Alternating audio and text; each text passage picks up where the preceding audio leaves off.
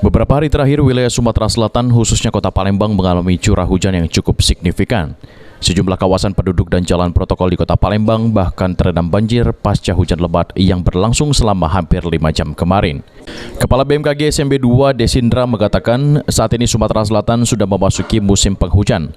Dalam beberapa hari ke depan, curah hujan yang signifikan diprediksi akan berlangsung hingga bulan Februari dan Maret 2022.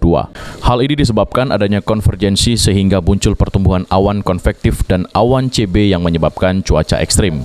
Menurut pantauan BMKG, curah hujan sudah masuk dalam kategori lebat, yakni dalam 24 jam sudah masuk skala lebih dari 50 sampai dengan 100 mm. Untuk faktor dinamika atmosfer ini berkisar antara sekitar 3 hingga 5 hari mereka aktif, namun perkembangannya akan terus kita pantau, kita update setiap hari.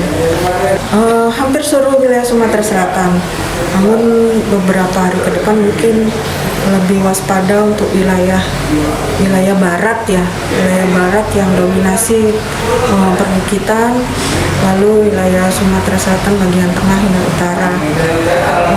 Jadi potensi hujan yang cukup tinggi itu saya himbau masyarakat untuk waspada bencana hidrometeorologi seperti banjir dan longsor. Masyarakat diimbau agar memperhatikan drainase yang mampet dan membersihkan selokan. Bagi masyarakat yang di dataran tinggi diharapkan waspada potensi longsor.